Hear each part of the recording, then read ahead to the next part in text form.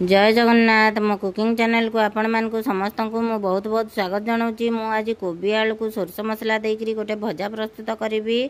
एबे चलतु स्टार्ट करवा यही रेसिपीटी। वीडियोटी को संपूर्ण देखापी अनुरोध रहा। मुझे गोटे कोबी को भल भाव में धोईक छोट छोट खंड कर काटी नहीं कि आलू आ कि गाजर मुझे आपन को जब गाजर पसंद नुह ताले स्कीप करेंगे। ये गोटे पियाज को छोट छोट खंड कर काटी नहीं आ पियाज रसुण सोरष जीरार गोटे पेस्ट कर नहीं कि लुण हलदी लंका गुंड आउ जीरा आ फुटण आ गोटे लंका मु नहीं एठी गोटे कड़ई रे मु सोरष तेल पकई दउची।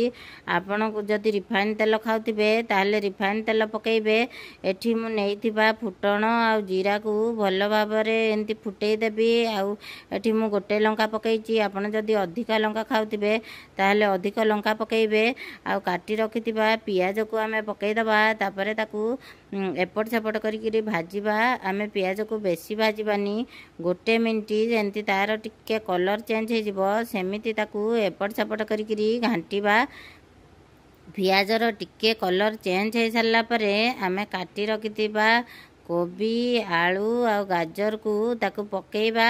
आ तेल सांगरे ताकू भल भाव में गोटे मिनिट पर्यंत एपट सेपट करी ताकू भाजीबा।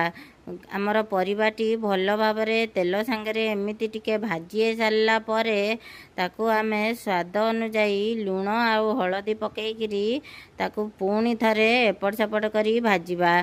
मो रेसिपीटी को आपण संपूर्ण देखंतु।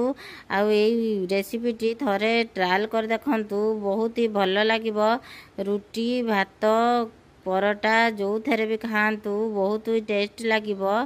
थरे रेसिपीटी कर देखंतु। एंती देखंतु लुण हलदी पकई देकरी ताकू भल भाव में आमे गोटे मिनिट लगी एपट सेपट करदबा। एपट सेपट करी ताकू गोटे ढांकुणी साहाय्य ताकू आमे 5 मिनिट पई लो फ्लेम रे ढांकी दबा। बिल्कुल भी हाई फ्लेम करवानी। हाई फ्लेम कले आमर भजाटी तल आड़ू पूरा पोड़ी जीवो।